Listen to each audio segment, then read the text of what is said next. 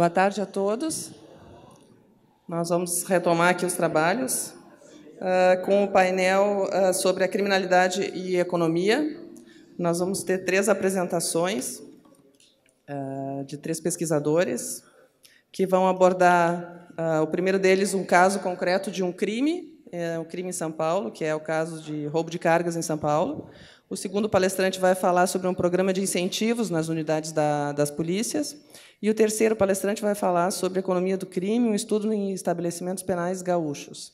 Então, em razão da apresentação de slides, nós vamos fazer da seguinte forma: eu vou chamar um palestrante de cada vez para fazer a sua apresentação, e depois, ao final, nós vamos ficar todos aqui no palco para que a gente possa ter um espaço de perguntas e de debates.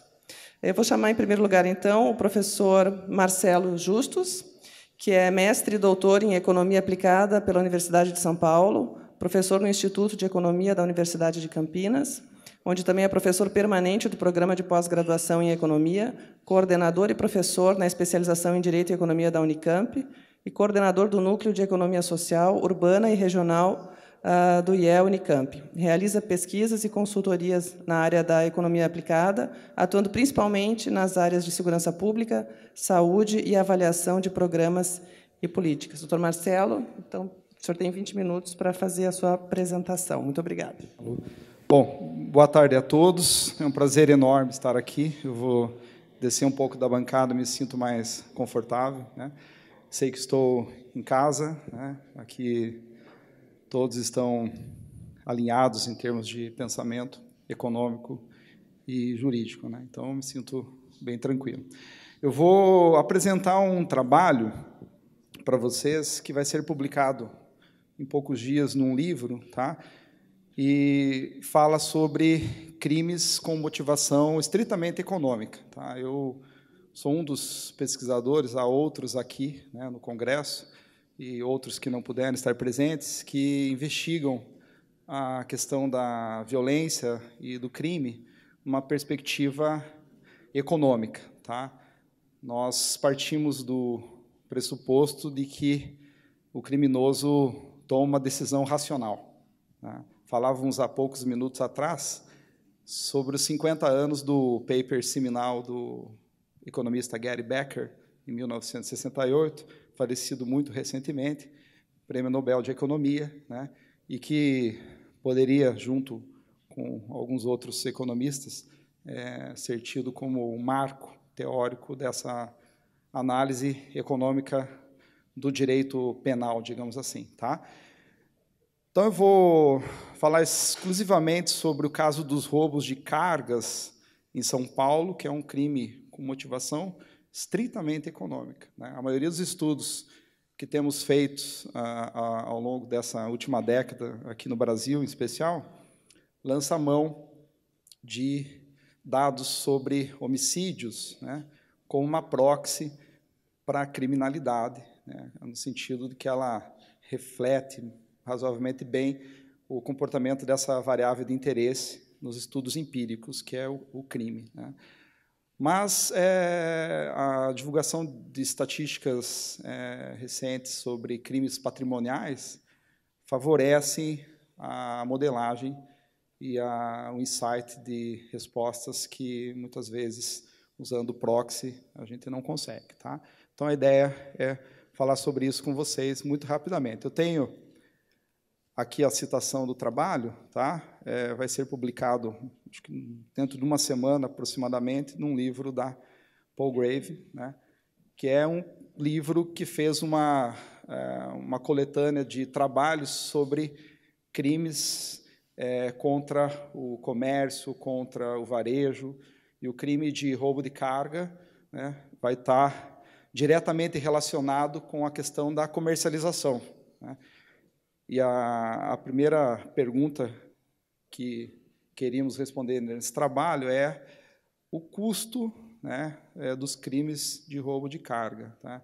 Há um efeito muito evidente, né, mas não mensurável ainda, que é o impacto disso no preço das mercadorias que todos nós compramos, né? Alguém paga a conta desses crimes, certamente. Então, é um crime que traz um custo econômico não mensurado ainda, mas certamente de uma magnitude que, quando mensurado, pode nos assustar. Tá? Bom, eu tenho 3 coautores aqui, o Túlio Kahn, um dos maiores sociólogos, criminologistas, digamos assim, do Brasil, bastante conhecido, tá? É doutor em ciência política. A Vânia Secato é uma pessoa renomada na área da geografia do crime, tá? Ela trabalha nessa instituição na Suécia, e o Gustavo, que é parceiro de pesquisa, economista. Então, nós montamos um grupo mais interdisciplinar, porque o problema exige isso. Tá? Então, nós estamos trabalhando agora num projeto temático nessa área. Tá? Bom, qual que é a definição do roubo de carga? Né? Até coloquei 2 fotos aqui, né? Uma mostrando o alvo, são mercadorias sendo transportadas, e ali ao lado a atuação da Polícia Federal apreendendo um caminhão que tinha sido roubado na região de Campinas. Tá? Então, o roubo de carga ocorre quando há subtração de bens para revenda enquanto eles estão sendo transportados.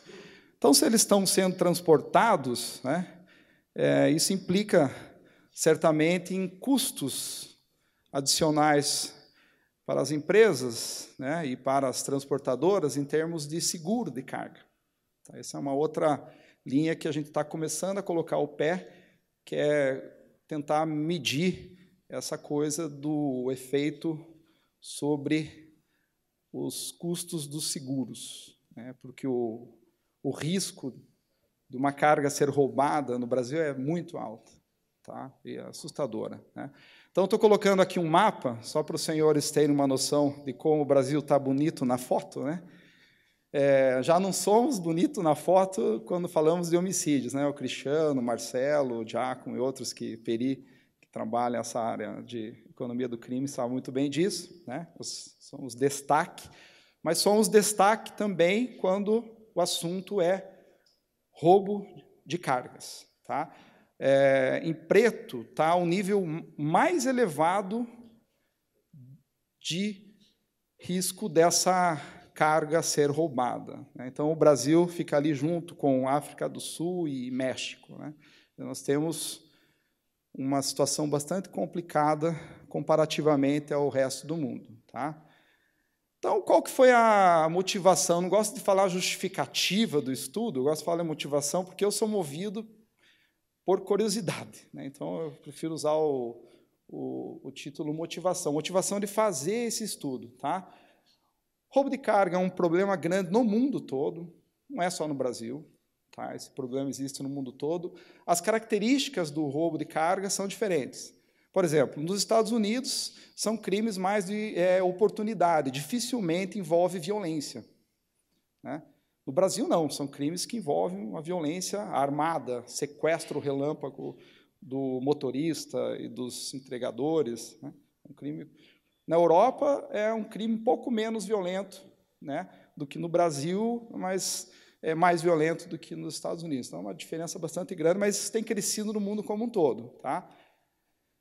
Bom, aqui eu só estou colocando já o resultado em termos de mundo. Há uma tendência crescente da ocorrência de roubo de carga ao longo do tempo em todos os países. Tá? Não é um problema só do caso brasileiro. Tá?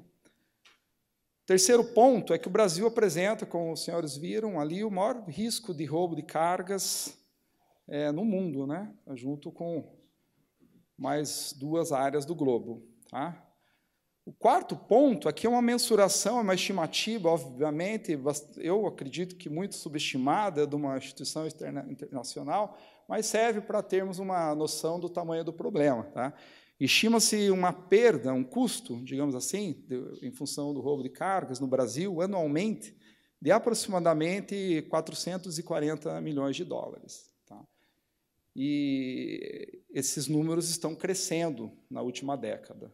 Tá? Então, é um crime que tem um custo econômico muito evidente. Né? E aqui não está incluído, né, certamente, a externalidade que isso tem sobre os preços dos produtos, como eu disse. Né? Certamente, o custo, se incluirmos essa dimensão de um preço do produto ser maior, né, em função da empresa, em certa parte, tentar repassar essas perdas para o produto, né, e repassar o que ela gasta com seguro da carga para o produto, esse custo deve ser muito maior do que 440 milhões de dólares por ano. Tá? Bom, esse é o ponto principal de preocupação econômica da coisa, né? O consumidor paga mais caro por bens e serviços devido aos seguros e os prejuízos que as empresas têm com suas cargas roubadas. A gente vai fazer um trabalho mais direcionado, que é investigar empresas e saber o quanto elas gastam com seguro de carga, né, e quanto de carga elas perdem, e tentar colocar isso dentro do preço médio das empresas. Essa é a ideia de um passo futuro que a gente tem. É um projeto que está iniciando, e certamente coisa para 10 anos de pesquisa, aí, porque vai exigir uma ida a campo. Tá? Bom, não obstante a isso, há muito pouco estudo, né? O pessoal que trabalha na área sabe que nós, no Brasil, exceto se eu estiver errado, não temos nenhum estudo pontual em qualquer uma das áreas, exceto as áreas de logística, né? Explorando um pouco essa coisa do roubo de cargas. Tá? E esse roubo, esse tipo de roubo, especificamente, na minha opinião, ele pode ser perfeitamente modelado dentro da estrutura da teoria econômica do crime, que nós chamamos de teoria da escolha racional, né? Podemos assim dizer que surge um marco teórico, pelo menos com o Becker, em 68. Né? Aqui não tem nada de emoção envolvida, aqui é um crime estritamente econômico. Tá? E é um crime, no Brasil, cometido, na sua grande maioria, por organizações criminosas, muito bem estruturadas e muito bem organizadas no sentido de informação. Uma informação muito perfeita, não diria que tem informação imperfeita aqui, nós temos informação muito perfeita. Tá? Bom, então o objetivo do estudo, numa forma geral, esse estudo que vai ser publicado, é olhar a natureza dos roubos, né, e a sua tendência espaço-temporal no estado de São Paulo. Esse é o primeiro passo, descobrir padrões. A partir dos padrões que nós encontramos aqui nesse estudo prévio, surgiram questões, e essas questões serão investigadas agora empiricamente. Tá? Então, por que o estado de São Paulo? Né? Se eu pegar dados transversais, que é o nosso dado cross-section, né, o dado espacialmente distribuído, os municípios brasileiros, isso é um dado cross-section, e séries temporais longas, né, para fazer qualquer tipo de análise empírica, eu não tenho esse tipo de dado para uma cobertura nacional ainda. Né? A Cinesp está, a Secretaria Nacional de Informações sobre Criminalidade, montando um bom banco de dados, inclusive nós usamos aqui parte desse dado, mas a série de tempo ainda é muito curta para que a gente consiga entender padrões temporais por trás dessa série. Tá? Eu tenho dados mensais e trimestrais para o estado de São Paulo.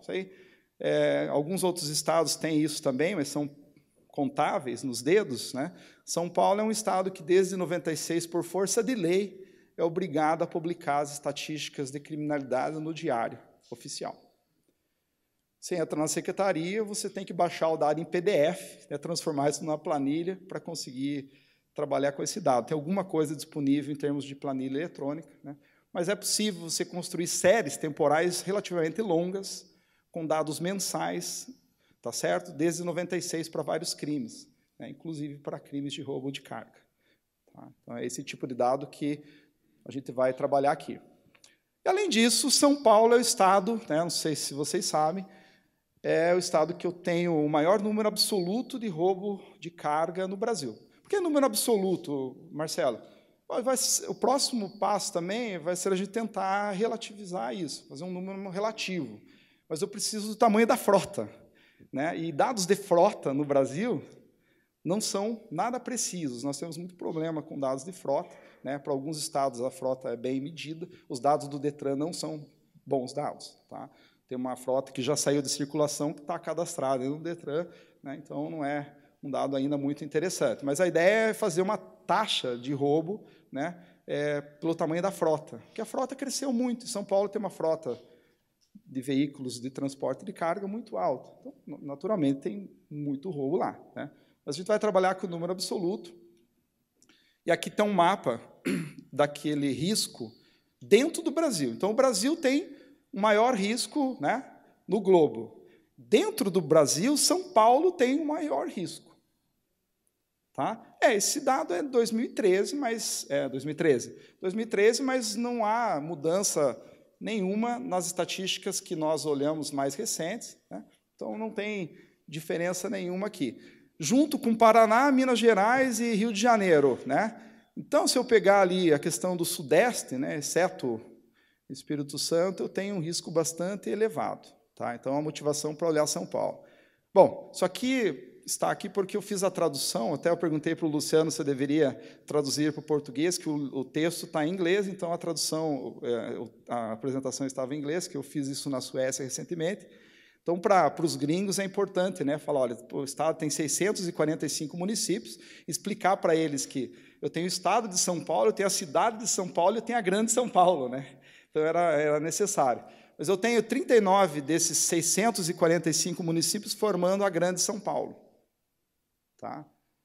Então, esse é o nosso frame aqui de estudo, né, o estado de São Paulo. Em vermelho, eu tenho ali a grande São Paulo, e em verde, a cidade de São Paulo, a capital. Tá? A gente vai dividir as estatísticas, vamos abri-las aqui, nessas 3 dimensões: interior, grande São Paulo, tá certo? Exclusive a capital. Então, nós vamos ter capital, grande São Paulo, menos a São Paulo, e o restante do estado, para tentar olhar o padrão espacial e temporal da coisa. Tá? Bom, aqui um mapa rodoviário do estado de São Paulo, só para mostrar, e todo mundo sabe que nós temos em São Paulo, né, uma malha rodoviária muito rica, né, e sabemos também que boa parte da carga que é transportada no país ou é produzida dentro do próprio estado ou passa pelo próprio estado de São Paulo. Tá? Então, nós temos como alguma coisa no sentido de que isso é um fator de oportunidade, né? Você tem cargas sendo transportadas, né? Aqui eles vão roubar, né? As cargas estão sendo transportadas, e isso é oportunidade, né? Aqui é só uma foto da região de Campinas, a rodovia Dom Pedro, muitos talvez já passaram por lá, né? Também o intuito da apresentação lá no exterior era mostrar isso, e aqui eu acho que para alguns que não conhecem a região de Campinas, perto quase ali do shopping Dom Pedro, uma região bastante rica em termos de rodovias, né? Transporta-se muita carga nessa região. Tá?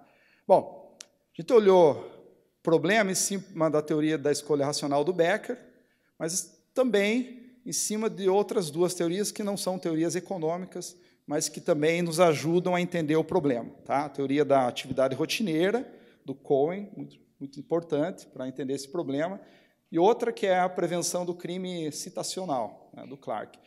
Mas esse crime de roubo de carga ele é muito aderente às formulações que o Becker coloca no seu trabalho. A gente consegue entender bem a característica do crime usando a teoria do Becker. Né?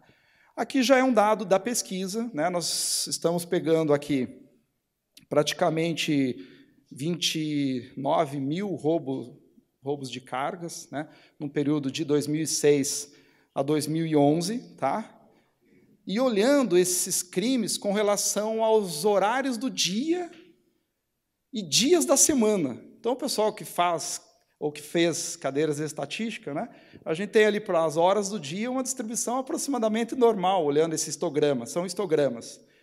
Tá? A primeira figura, as horas, e aqui o percentual. Essa distribuição aproximadamente normal. O que significa isso? O grosso da coisa, usando a tal da regra empírica da normal, 99,72% dos dados, aproximadamente, estão entre menos 3 e 3 desvios padrão, aí, numa média. Né? E nesse gráfico se traduz ao seguinte, olha, se você pegar das 6 da manhã às 18 da tarde, eu tenho 75% dos roubos de carga. Esse é o horário no modus operandi, digamos assim, dos criminosos.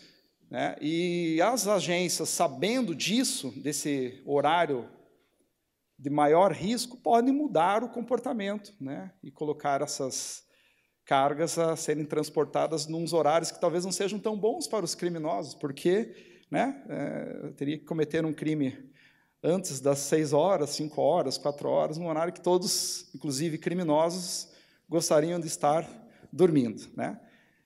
E com relação aos dias da semana, eu também tenho uma concentração entre terça e quinta-feira. Então, segunda-feira ocorre pouco, de sexta para sábado também, né? Então, tenho menos fluxo de carga nesses dias, então menos oportunidades, tá? Aqui só são algumas figuras, porque os alvos são os hot products, né? Produtos que são muito visados, são muito fáceis de serem comercializados no mercado negro e com alto valor agregado. Então, não é qualquer coisa que eles roubam. São produtos com valor agregado alto. Tá? São eletrônicos, são farmacêuticos, né? E alguma coisa de alimentação também, né? Aqui só uma outra foto, né? São televisores, olha, medicamentos, são muito visados, celulares. E aí, com relação à natureza, 70% dos crimes, aproximadamente, dessa população que analisamos, aí, de quase 30 mil crimes, envolveram um sequestro relâmpago, quer dizer, envolve violência. Tá? É uma característica do Brasil e comparado a México e Venezuela e Guatemala, que tem percentuais muito próximos. Tá? É um crime extremamente violento. Tá? A maioria desses crimes no Brasil é cometido com armas de fogo, mas não são armas de fogo de pequeno calibre, não. São armas de fogo de calibre bastante significativo e característico de crime organizado. Tá? Então, um crime extremamente violento. E aqui é a questão do crime acabando com o homicídio de um motorista. Isso também é algo não tão comum, mas que acontece em alguns outros países do mundo. Isso não acontece, o motorista não tem medo, por exemplo, na Suécia, nós conversamos com alguns motoristas, de ser morto. Aqui não, eles têm um medo enorme, porque o risco é relativamente alto. Tá?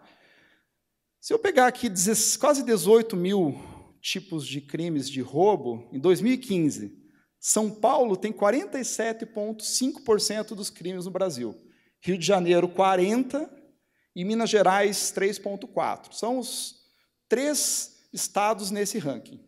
São Paulo, Rio de Janeiro e Minas Gerais. Tá. Então, cerca de 93% dos crimes ocorrem no Sudeste brasileiro. O pessoal costumou a chamar e apelidar a região de Campinas de Triângulo das Bermudas, né? Porque a coisa simplesmente desaparece lá. Né? A carga desaparece. Então, há um tipo de cluster, é uma coisa que a gente viu, né? De roubo de carga na região sudeste. E a pergunta é, por que São Paulo, Rio de Janeiro e Minas Gerais têm essa concentração? São os 3 principais alvos dos criminosos. Né? O primeiro ponto é que lá circula muita carga. O segundo ponto é que a carga que circula por lá é bastante valiosa. Tá? Sudeste é a região mais rica do Brasil. A maior parte das cargas são transportadas nas rodovias do Sudeste, especialmente as cargas mais valiosas, os eletrônicos. Né? E aqui eu estou pegando um dado da Cinesp, que é um dado bastante inédito, nós conseguimos o acesso aos dados de municípios, né? E eu construí aqui o percentual de roubo de carga por municípios do estado de São Paulo. Então, estou entrando cada vez dentro da dimensão espacial para tentar entender. E aí você vê o seguinte, lá em azul, né, é a capital. Um azul um pouquinho azul escuro, um pouco mais escuro, mais claro, ali é a grande São Paulo, e o restante o interior, né? Então, só a cidade de São Paulo concentra 59% dos crimes de roubo de carga. Se você pegar a região metropolitana, inclusive São Paulo, 77%. Então, pega lá, mundo Brasil, no Brasil, São Paulo, dentro de São Paulo, a capital e a região metropolitana. Tem um foco ali, gente. Tá? Então, a gente vai direcionar o estudo, certamente, nessa dimensão. Né? Então, há um cluster de roubo de cargas em torno da cidade de São Paulo. E aí, agora, eu vou começar a olhar a questão temporal. Ao longo do tempo, como que essa coisa mudou? Então, estou construindo aqui, com aqueles dados do Diário Oficial, né, o percentual, o número, desculpa, de roubos de 2006 a 2016. Então, fica claro uma tendência de crescimento. Segundo ponto, que quem lida com estatística já vai suspeitar, é da sazonalidade que está presente nessa série. Não está tão evidente, mas quando a gente filtra essa série, a gente consegue ver a questão das sazonalidades. É uma flutuação regular, períodos regulares. Isso ajuda para prever, né, ocorrências. E tem algumas quebras estruturais nessa série, que a gente já testou e a gente já viu. Eu tenho um comportamento aqui, diferente desse e desse aqui. Tá? Tentar entender essas quebras são estudos específicos que nós podemos fazer aí na sequência e certamente será feito. Então, existe um componente sazonal nessas séries, março e maio, e, especificadamente, outubro e dezembro. Tem uma hipótese que os gringos apelidaram de hipótese post-Christmas, né? A hipótese do pós-Natal. O que acontece? Após o Natal, cai a demanda por bens. Então, cai o roubo de cargas também, porque o trânsito de cargas é menor. Então, um crime extremamente de oportunidade. Segue, e depois eu posso, não vai dar tempo, certamente, mas quando a gente faz análises de cointegração, que é para tentar entender relação de longo prazo entre variáveis que não têm um comportamento estacionário, né, a gente acha a cointegração dessa série aqui com séries econômicas do Estado, PIB do Estado, inclusive com a taxa de câmbio real efetiva. O que isso tem a ver? O preço das cargas. Se o real desvaloriza, tá certo? Os eletrônicos valem mais. A carga vale mais. A gente acha a relação estatisticamente bem forte entre essas séries. Tá? Só para... Eu prometo que já estou terminando. Tá? 2 ou 3 minutos. O que eu estou fazendo aqui? Eu estou agora pegando o seguinte, olha. Em verde é a cidade de São Paulo, a capital. Tá certo? Em vermelho é a região da Grande São Paulo, exclusive São Paulo, quer dizer, a capital não está aqui. Em azul, o interior, Piracicaba, Campinas, Santos, São José dos Campos. E eu estou construindo um índice com a base 2006 igual a 100. Então, a evolução ali me mostra a taxa de crescimento percentual. Então, se eu pegar lá na ponta do extremo do azul, eu vou dizer para você, olha, cresceu algo em torno de 125% o roubo de carga nesse período no interior. Essa taxa de crescimento ela é muito maior que a taxa de crescimento que você tem na Grande São Paulo e na capital. Embora concentre-se na capital e ao entorno da Grande São Paulo, tem um porém. O padrão está mudando. E essa inspeção nos permitiu olhar isso. Então, agora, a gente tem uma questão aqui. Por que isso está acontecendo? Então, quando você começa a abrir a caixinha dos dados, você começa a olhar problemas que podem ser investigados, que vão trazer respostas. Por que a criminalidade está crescendo, e para onde ela está crescendo, e como ela está crescendo. Então, veja o seguinte, por que está crescendo mais o interior? Então, isso aqui é o mesmo dado, só que agora eu estou fazendo o seguinte, aqui é o logaritmo daquele número absoluto de roubo, e eu estou percebendo o seguinte, essa série em verde, eu até deveria ter feito ela com a mesma cor do gráfico anterior, é o interior. Em azul é a Grande São Paulo, e lá em cima São Paulo. Então, o problema que as seguradoras estão discutindo é por que São Paulo tem uma taxa de roubo de cargas muito alta. Mas tem uma coisa que eles não estavam enxergando, que a gente só conseguiu enxergar quando a gente abriu esses dados. A taxa que você tem de crescimento no interior é muito maior. Então, tem um processo que a gente chama de convergência. O roubo de carga no interior está convergindo para os padrões do roubo de carga na Grande São Paulo. Então, por que isso está acontecendo? O que mudou? O que fez com que os criminosos diversificassem os lugares onde eles atuam?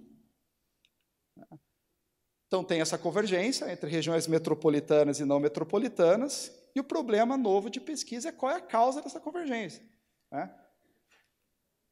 Então, Então, o primeiro passo que nós demos é o seguinte: eu vou pegar as DINTERs, né, que são as divisões do interior da polícia, são 10, vamos olhar essas séries nessas DINTERs.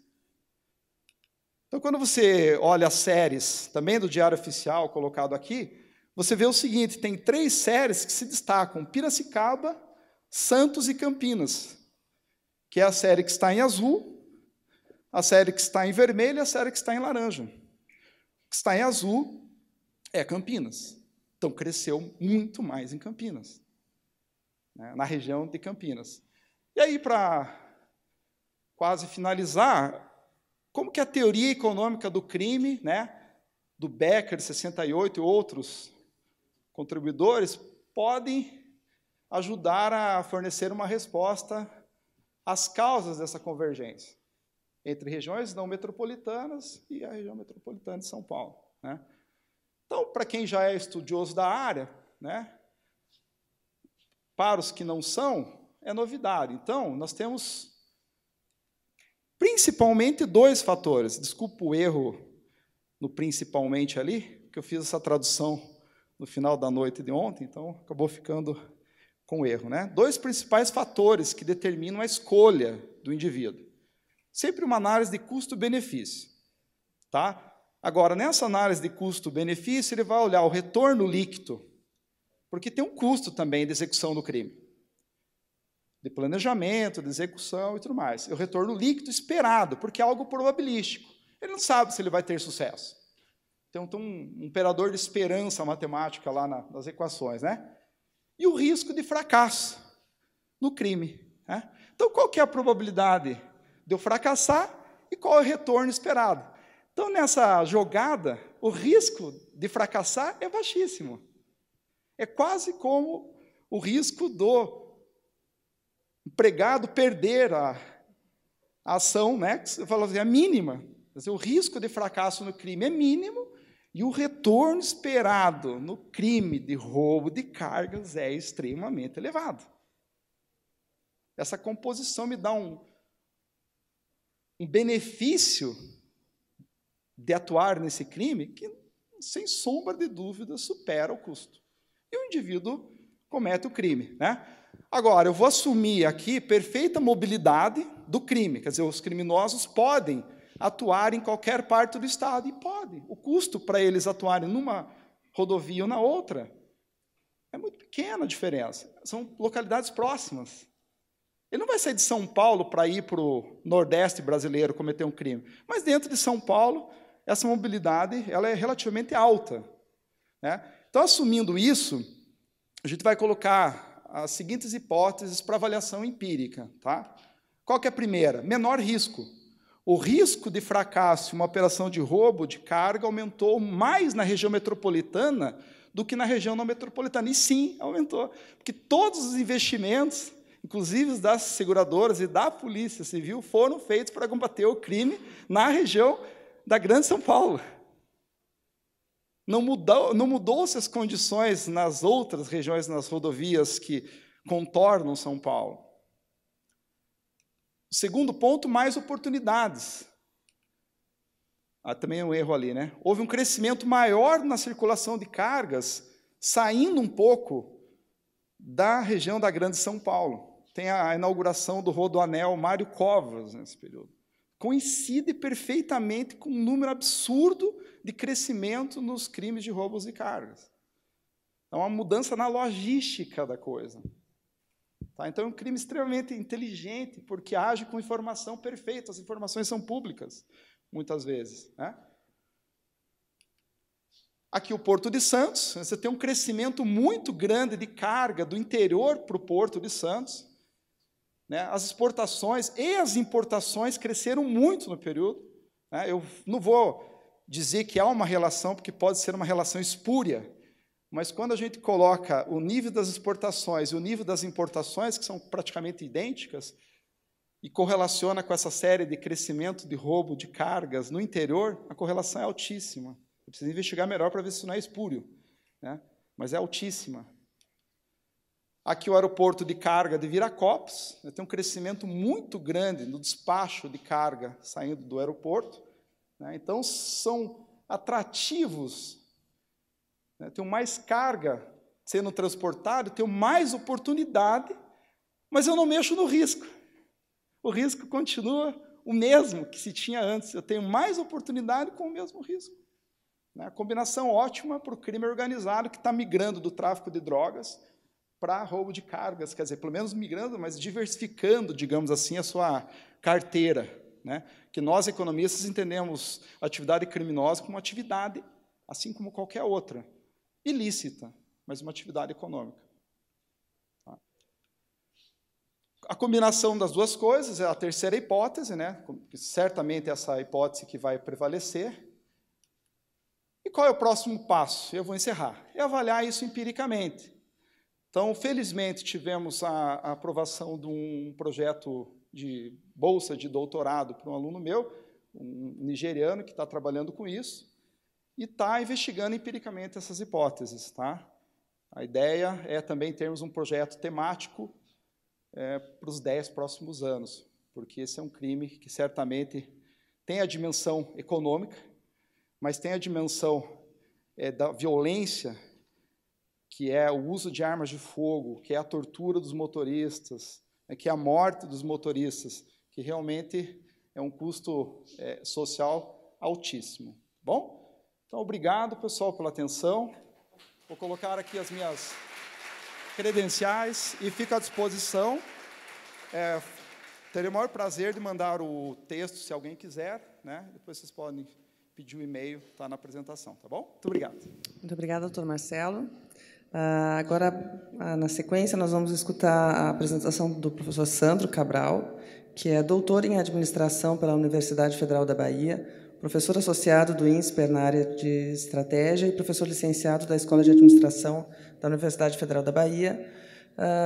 Entre 14 e 15, de setembro de 14 a janeiro de 2015, foi professor visitante CAPES Fulbright na Robert Wagner School of Public Service em New York University.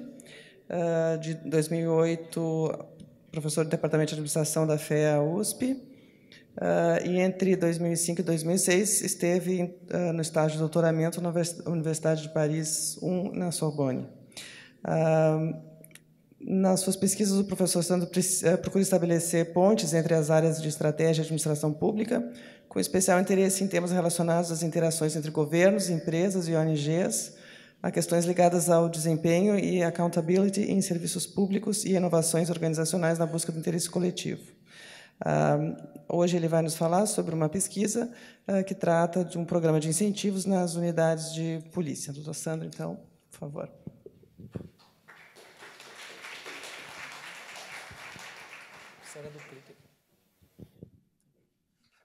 Bom, obrigado pelo convite, obrigado, Carla, obrigado, professor Luciano, obrigado, professora Luciana Young, que me acho que entusiasta dessa causa, colega lá do INSPER.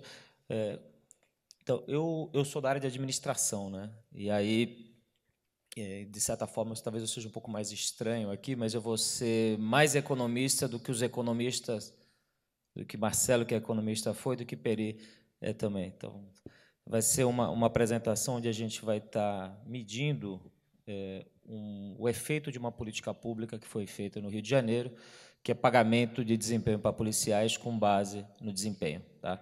Essa pesquisa foi liderada por mim, e aí já está, o paper está em fase agora de finalização para mandar para um journal na área de administração pública. Eu tive aqui como coautores aqui o Marcelo e Leonardo, que eram meus assistentes de pesquisa, aí eu traz eles para o paper, que para a carreira deles é importante. Outro colega meu lá, o Sérgio Firpo, que é professor do INSPER, e Joana Monteiro, que é lá do Instituto de Segurança Pública do Rio, que nos forneceu dados e deu insights importantes também. Então, e aí, só para posicionar, é um trabalho que está falando de uma realidade, mas eu estou preocupado em entender o mecanismo que faz com que esse programa possa ser bem sucedido ou não. Tá certo? Então, uma procura por busca de mecanismos. E para isso a gente acaba rodando um painel de dados, com uma econometria pesada. Eu sei que muita gente pode não estar afeita à econometria, eu vou ser parcimonioso aqui com a questão econométrica. Terei piedade dos não iniciados. E aí, a pergunta que se faz é por que esse trabalho pode interessar aos estudiosos de Law and Economics, né? Por que isso pode... Por que isso dá... Por que vocês estão interessados aqui nessa interface entre direito e economia pode se interessar por um programa de pagamento para policiais? Bom, primeiro porque, talvez, para mim, a principal referência em Law and Economics, para mim, é o Posner. E aí, o Posner, ele fala com muita propriedade, ele é um defensor dessa questão do design de incentivos para performance de organizações públicas e privadas. Isso é um debate central na literatura de um dos principais autores aqui da área de Law and Economics. Eu estou resgatando aqui essa questão dos incentivos. Segundo que a gente tem um interesse muito grande para essa questão dos pagamentos atrelados a desempenho, tanto para a teoria, para a gente precisa entender os mecanismos teóricos que fazem esses programas funcionarem melhor ou não funcionarem, quanto para a prática. Uma série de atividades no funcionalismo público estão sujeitas a esses mecanismos de pagamento atrelado a desempenho. Não somente as forças policiais, pode ter auditores fiscais, algumas funções no judiciário, eventualmente, você pode ter um pagamento atrelado à produtividade, e a gente precisa entender mais os mecanismos teóricos e as implicações práticas disso. Então, talvez por isso deve interessar vocês. Isso deve interessar vocês porque a gente ainda sabe muito pouco sobre os efeitos disso, e aí é uma coisa que não é só no Brasil, no mundo não se sabe muito disso. É um fenômeno relativamente recente, e tem muita coisa mal medida, tem muita coisa controversa, então é algo que interessa a uma plateia ampla, não somente aqui no Brasil, como no mundo. E não por acaso a gente fez essa pesquisa e já colocou direto em inglês, porque o nosso objetivo é publicar num bom journal esse tipo de contribuição. E aí, a gente tem uma perguntinha, né? Eu sou positivista e assumo. Então, é uma pergunta de pesquisa, desenvolvo hipótese e testo. Eu não escondo. E aí, nossa pergunta que a gente quer responder é, como é que esses pagamentos atrelados a desempenho podem proporcionar estruturas de incentivo que transformem esforço em desempenho? Como é que esses programas podem ativar esforços de funcionários públicos e esses esforços superiores serem convertidos em algo que interesse a população? Então, essa é a pergunta. E aí a gente precisa achar um canal de esforço. Bom, dentro da tradição do trabalho científico, a gente fala assim, o que a gente sabe sobre isso, né? Aquela história, what we know. O que a gente sabe? Bom, a gente sabe que isso aí tem sido fonte de preocupação nos últimos 10 anos na literatura. Uns 10 anos assim, as pessoas estão querendo entender mais a dinâmica de funcionamento desses programas. E aí, seja em escolas, hospitais, crime, tem alguma outra coisa na área de criminalidade. Então, é uma coisa mais geral. Por um acaso, eu estou aplicando assim para o crime, mas é um fenômeno muito mais amplo do que a criminalidade. A gente sabe também que esses programas de desempenho, eles melhoram a forma de relacionamento no setor privado, por exemplo, em relações cliente-fornecedor. Eu sou da área de administração, sou professor de estratégia, a gente fala muito disso. Você quer incentivar seu fornecedor a lhe atender melhor, dê um incentivo a ele, coloca um pagamento atrelado a resultado. Você pode incentivar a fazer esforços superiores, numa dinâmica agente principal, induzir o agente a um esforço superior. Então, a gente sabe disso. Mas a gente sabe também que, quando você coloca uma cenourinha, que é um incentivo, você pode fazer com que o agente exerça um esforço maior, mas você também pode fazer com que o agente tente manipular a métrica, que ele tenha que burlar o sistema. Então, se você coloca para um guarda de trânsito o pagamento variável atrelado à quantidade de multas que ele aplica, muito provavelmente ele vai fabricar multas, ele vai achar multa onde não existe, porque é um comportamento intrínseco do ser humano, né? Então, esse é o pressuposto que a gente parte, né? O ser humano é racional, ele faz aquilo que é melhor para si e ele responde a incentivo. Então, a gente sabe que esses programas podem levar ao que chama de gaming, tanto no setor público quanto no setor privado. Tem um paper lá de 2014, lá no principal Journal de Estratégia, que mostra como essas métricas elas afetam o comportamento e geram um comportamento desviante de gente no setor bancário internacional. E também no setor público, em vários segmentos aí. E aí, o que a gente tenta achar como canal de esforço é um construto que vem lá da psicologia chamado expectativa, que chama expectancy. Ou a expectativa de receber o bônus pode influenciar o desempenho. Então, a gente pode, nesse paper, a gente tenta medir a expectativa, quanto que a esperança de receber uma recompensa pode fazer com que esse agente faça um esforço maior, e esse esforço pode ser traduzido em maior coordenação entre as forças de segurança, e fruto desse esforço a gente ter um melhor resultado. Então, a gente trabalha com essa questão da expectativa. E a gente trabalha também com a questão da expectativa dentro do ambiente de incentivos em grupo. Uma coisa é você colocar um incentivo para um vendedor numa loja do shopping, a venda individual que ele faz. Ok, fácil de medir, você sabe que se associa o resultado àquele esforço, é muito clara a relação entre esforço e resultado. O problema é quando a gente tem indicadores de desempenho, como, por exemplo, homicídios, que não depende da ação de um único indivíduo, depende da ação coordenada de vários indivíduos de uma organização, por exemplo, a Polícia Militar, com outros indivíduos de outra organização, como é a Polícia Civil. Então, o desafio nosso aqui é entender esse mecanismo da expectativa num ambiente de incentivos em grupo. E incentivos em grupo geram dois grandes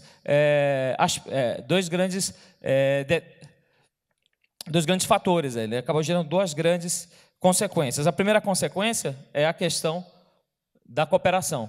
Legal, nós temos uma meta, vamos trabalhar conjunto. Temos uma meta, vamos coordenar esforços para atender a esse resultado que é almejado. Bom, esse é o lado positivo. O lado negativo é o que a gente chama de free ride, que é feito carona. Está todo mundo na mesma meta, meu esforço não é observável, dado que o meu esforço não é observável, eu me encosto e espero que você faça por mim.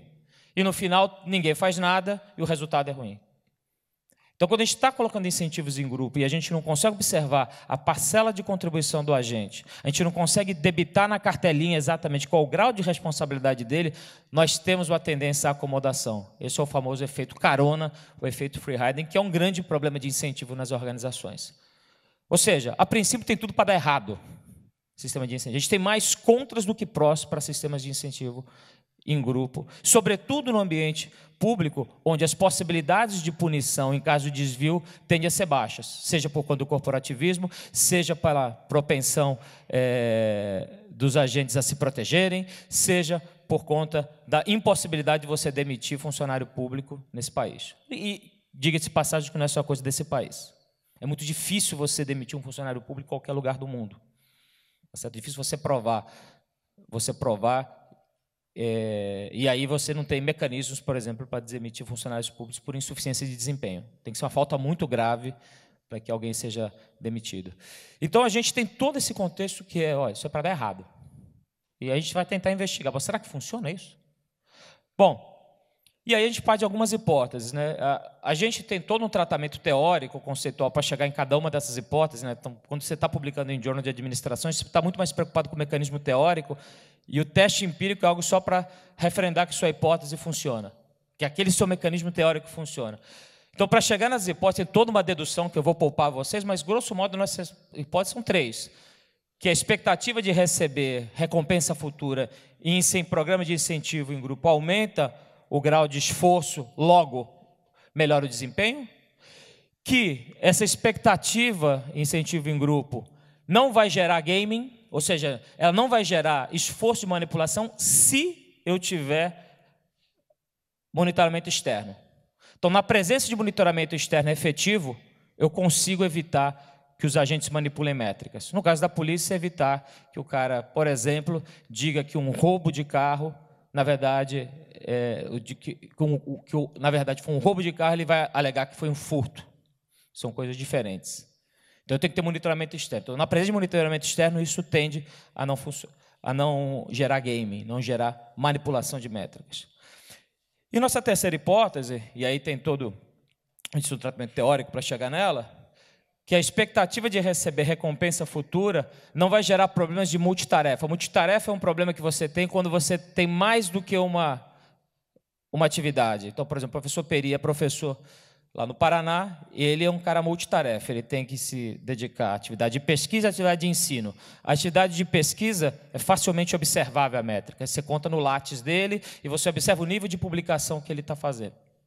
Isso é mensurável. A atividade de ensino não é tão mensurável, porque o critério de o que é uma boa aula é a avaliação dos alunos, é uma medida cheia de ruídos. Como ele sabe que é cheia de ruídos, talvez ele, como agente racional, dentro de um ambiente de multitarefa, ele priorize aquilo que gera maior recompensa individual e aquilo que é mais fácil de ser medido. Estou dizendo que você faz isso, é só para ilustrar.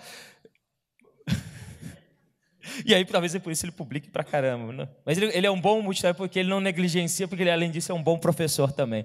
Mas, de certa maneira, esse é um grande problema que a gente acaba tendo, que é, no caso de um policial, ele priorizar apenas uma única métrica e esquecer as demais. Sobretudo aquela métrica que é mais fácil de ser medida e aquela métrica que é mais fácil de ser executada. Então, a gente diz que esse tipo de problema não ocorre se esses indicadores que são utilizados para o pagamento deles estiverem correlacionados com outras medidas de esforço.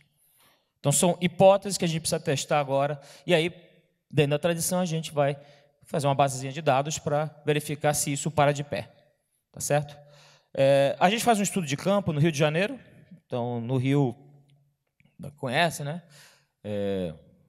O Rio voltou a ser o Rio, né? O pessoal brinca agora recentemente.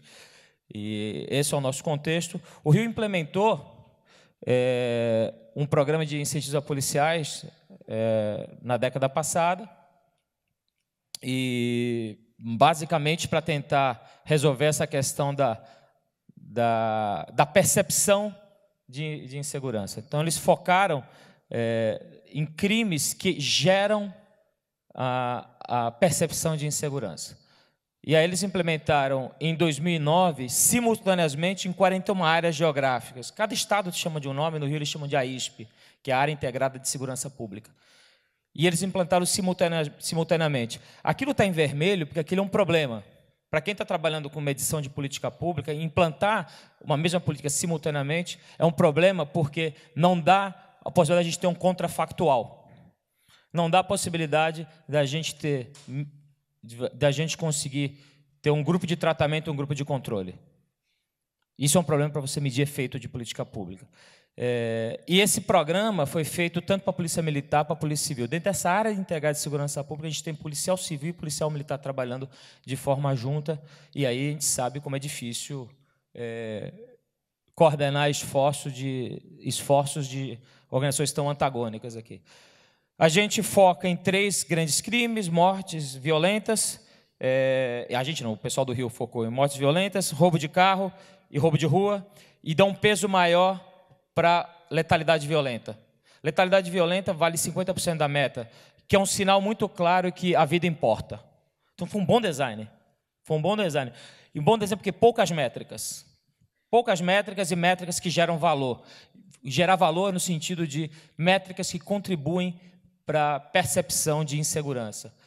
E aí as metas eram semestrais, com pagamentos feitos para todos os policiais, pagamento para todos os policiais que atingissem aquela meta. Significaria que naquela unidade, se aquela unidade atingisse a meta, todos ganhariam o mesmo pagamento. E esse pagamento foi expressivo. Chegou a ser a R$ 13.500 por semestre para cada policial que bateu a meta. Se você considerar o salário do policial de R$ 3.000, R$ 4.000, o cara ganhar um bônus desse no semestre é muito significativo. O problema é você conseguir pagar depois, né? Que é o problema do Rio de Janeiro hoje. Enfim. E aí vocês falam, mas olha a evolução dos crimes no Rio. Se a gente pegar a letalidade violenta, você vê que tem uma queda, mas depois ele diminui. Roubo de veículos, uma queda, depois aumenta. Idem para roubo de rua. Ou seja, o Rio experimentou uma queda e depois uma subida nos crimes. E essa subida, depois de 2016, explodiu. Aí você pergunta, mas aí eu estou vendo aqui que esse programa não funciona, porque está subindo. Alto lá. O crime está subindo de forma geral. E a gente vai tentar verificar como é que se comporta essa premiação dos caras, como é que se comporta isso para cada unidade. E a nossa medida ali é a medida de expectativa, é se o sujeito, ou se o sujeito não, se a unidade estava dentro da meta no mês anterior à medição. Ou seja, se no mês anterior a ISP estava dentro da meta e se aquela expectativa se está dentro da meta, eu tenho expectativa, se aquilo implica em esforço, logo em redução de criminalidade. Tá certo? Então, a gente tenta capturar as expectativas passadas ou a frustração passada, porque também se ele estourou a meta, o crime pode subir, no próximo período. Tá certo? E aí a gente controla por um bocado de coisa. Então, ou seja, está tudo controlado aí nessas regressões. Ô, Sofia, você que é filha de peri aqui, está no primeiro ano de Direito, isso aqui é uma regressão. A regressão. E aí, significa o que ali, Sofia? Que o fato daquela unidade estar dentro da meta, se aquela unidade está dentro da meta daquele mês, se tem um sinalzinho negativo ali, está diminuindo o indicador ali, que no caso ali é morte. Então, o que está falando ali, Sofia, é que quando eu controlo todos aqueles fatores naquele painel, eu tenho o fato de eu estar dentro da meta significa que eu tenho uma morte a menos no mês. Então, unidades que estão dentro da meta apresentam a probabilidade de ter uma morte a menos. Gente, o impacto disso é muito relevante, porque, em média, cada unidade tem em média de 10 mortes mensais, é quase 10%. Então, a expectativa de estar dentro da meta implica numa redução de criminalidade. O fato daquela unidade estar dentro da meta gera uma esperança, e essa esperança gera mais esforço de todo aquele grupo de policiais para combater aquilo. E esse resultado... detalhe, aquelas 3 estrelinhas ali, Sofia, significa que eu tenho mais de 99% de certeza no que eu estou falando aqui. Eu tenho menos de 1% de chance de estar errado no que eu estou falando.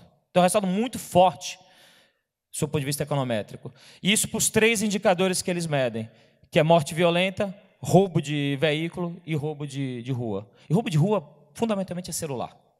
Hoje, todo mundo tem R$2.000 no bolso. Todo mundo tem R$2.000 no bolso, carrega, tem um celular no bolso. Então, isso tem um efeito muito forte nisso, e por mais que a gente... E aí tem um bocado de controle que a gente está colocando, significa que eu tenho quase 80 variáveis do lado direito da equação ali. Então, é super robusto isso aí. E aí você pensa, mas então... está saindo da meta, porque o cara está atendendo a meta naqueles 3 crimes, mas ele está negligenciando outras coisas. Vamos olhar. Aqui a gente mediu com outros 3 tipos de crimes correlacionados: prisões, apreensão de drogas e apreensão de armas. Prisões ali, quando a gente controla por tudo, com 95% de chance de estar certo, aumentou o número de prisões, e com 99% de chance de estar certo, aumentou a apreensão de drogas. Ou seja, tem esforço. Eles estão se esforçando. Não deu efeito ali em apreensão de armas. Ou seja, não foi neutro nisso. Mas roubo de carga, Marcelo, deu efeito também. Se a gente controla por roubo de carga, também diminuiu o roubo de carga. Ou seja, esse esforço não está concentrado só naqueles 3 crimes da meta. Esse esforço está refletindo, está gerando spillovers em outros crimes. Então, a expectativa de receber bônus está fazendo com que, além dos crimes que estão na meta, outros crimes estejam sendo reduzidos. Tá certo? Aí você pode pensar, os caras estão manipulando métricas. Vamos olhar. Ao invés de... Ali tem car theft, que é furto de veículos. Ao invés de registrar como roubo, registra como furto. Não tem efeito nenhum, não alterou nada. Ao invés de falar que é homicídio, eu falo que eu encontrei o cadáver aí, né? Que tem uma categoria, tipo, encontro de cadáveres. Eu encontrei, pô, não tem nada. Não, mas tá com 2 furos no crânio. Não, mas morreu na praia, né? Como que é na Tropa de Elite, né? O que ele fala, pô, você é legista, rapaz? Morte na praia, afogamento. Não dá. O Tropa de Elite me inspirou muito para pensar nessas medidas aí. Mas não tem evidência. Não tem evidência nem que estão manipulando métrica, nem em furto de veículos, nem para cadáveres, que são você ser desvios para medida de roubo de veículos e para medida de letalidade violenta. A única evidência de manipulação que a gente tem é no furto. Então, aí, provavelmente, os caras na delegacia estão, eu não posso afirmar, mas muito provavelmente, eles Se roubam o seu celular, na hora de registrar o BO, roubaram, ele pica como furto ali, porque o número de furtos sobe se o cara está dentro da meta. Naquelas unidades que os caras estão dentro da meta, o número de furtos sobe, enquanto o número de roubos cai. Então, você pode falar, ó, tem um indício de manipulação de métricas. E por quê? Porque vai ser mais difícil de você monitorar. Roubo de veículos é difícil você manipular, porque você tem a questão dos seguros. Então, pode ser detectado fraude, o registro precisa estar bem feitinho. E cadáveres, você tem várias formas de auditoria. Tem várias formas de auditoria. Que corrobora aquela terceira hipótese. Você não manipula se você... A segunda hipótese, perdão. Você não manipula se você conseguir ter algum tipo de monitoramento externo. Talvez a evolução tecnológica nos permita melhorar esse tipo de monitoramento para furto. Então, o programa de incentivos funciona se você está dentro da meta, tá certo? E pode gerar uma manipulação apenas naquela métrica de roubo de rua, que vale apenas 10%. Então, dá para viver com isso. Dá para viver com isso aí. E aí a gente tem um negócio chamado teste de robustez. A gente testa isso com outras medidas, que a gente brinca, bate com o martelo para ver se a medida é robusta. A gente aplica ali uma regressão descontínua, que não vou nem tentar explicar, mas a gente aplica uma descontinuidade ali com uma outra medida, vai diminuindo a fronteira e o resultado continua robusto. Então, isso para em pé. A gente tem uma razoável segurança para dizer que a expectativa de receber o bônus importa. Aí você pergunta, mas diminuiu, a criminalidade está subindo. Não, mas naquelas unidades que tinha expectativa está caindo. E você pergunta, então se não tivesse o programa, estaria bem pior. Essa é a análise custo-benefício que a gente faz aí. Então, o que a gente leva para casa aí, né, desse trabalho? Incentivos são fundamentais no desenho de política pública. Isso a gente precisa levar em consideração quando desenho política pública e incentivo. Porque o problema de incentivo não é que eles não funcionam, é que eles funcionam bem demais. Então, a gente precisa levar em consideração os incentivos no desenho de política pública. A expectativa de receber bônus é um canal para esforço. Então, estar na meta importa. Estar na meta faz com que o indivíduo se esforce mais. Isso a gente pegou isso e bate com o martelo de tudo quanto é jeito que está ali essa medida sólida. Essa questão de desvio de tarefas não machuca ou não enfraquece a efetividade do programa de incentivo, se tiver interdependência entre os indicadores, e os esforços perversos para ter game no sistema, eles tendem a ficar circunscritos naquilo que é impossível ou que é difícil de ter auditoria. Então, esse é o recado aqui de um programa. E aí outros estados, eventualmente, podem se inspirar nas coisas boas e nas coisas ruins disso para implementar esses programas de desempenho para policiais. Então, obrigado a vocês.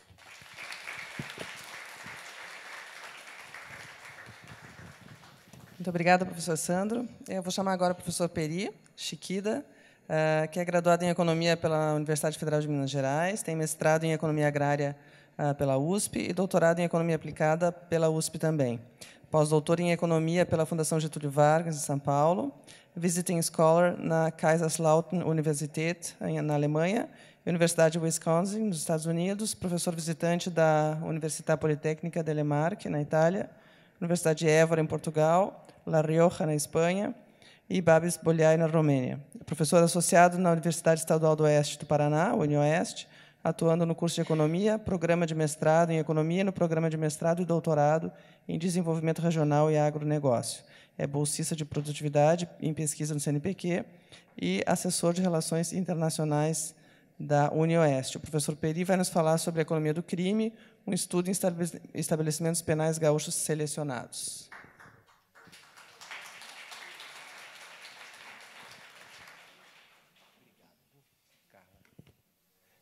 Muito obrigado, Carla. É uma honra estar aqui. 20 minutos, né? Então vai ser rápido. Peri Enéas, mas vamos lá. Agradecer a Luciano Tim, é um prazer. Cadê o Luciano? Está aqui. Cadê o Cristiano Carvalho? Eu falei para ele estar aqui, pô, ele tinha que estar aqui, mas tudo bem, depois vocês falam para ele. Tá? O trabalho vai ser rápido. Economia do crime, o crime compensa, vocês vão poder responder isso aí. Um estudo em estabelecimentos penais gaúchos selecionados. Viu, Sandro? A gente está em andamento ainda, né, Márcia? Estamos coletando dados, depois vai dar para fazer regressão para caramba. Dá para fazer uma regressão, assim, ó, determinantes do comportamento criminoso de um bandido gremista. E do Inter também, dá para a gente fazer. Bom, agradecimentos especiais aos 4 fantásticos, Giaco, Márcia, Godoy e Marcelo, que estão aqui, que nós fomos juntos. Eu vou deixar até uma palhinha de uns 3 minutos para um deles falarem. 46 lâmpadas. Não vou passar vídeo, não, mas os vídeos estão todos na internet, né? O tempo é 20 minutos, mas esse do tijolo eu vou querer passar. Aquela musiquinha é boa, tá joia? Vamos lá, próxima. Ah, sou eu. Oh, desculpa aí. Próxima.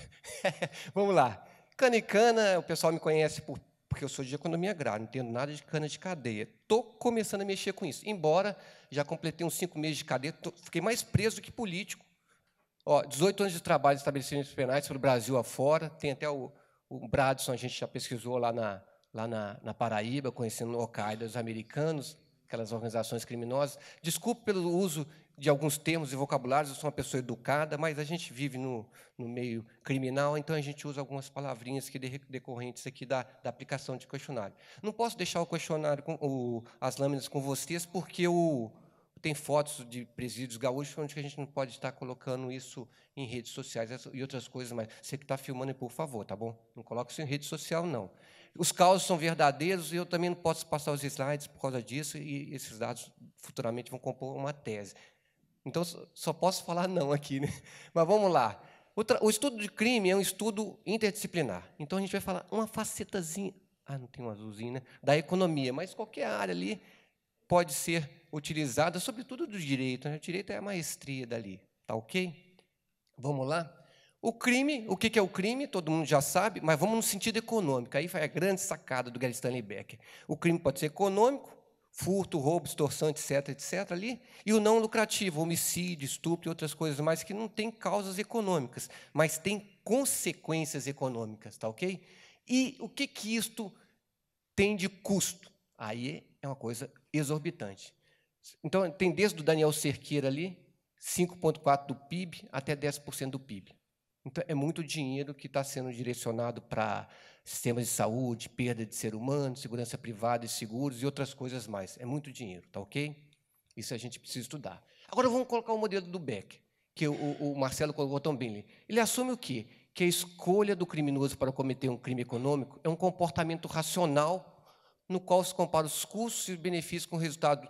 Hoje, o nosso juiz falou, né? Até coloquei a foto bem apropriada para vocês, de sucesso ou de fracasso, né? Mas nada correlacionado com essa carinha chorão aí, não, né? Porque ele não deve estar chorando com esse tanto de dinheiro.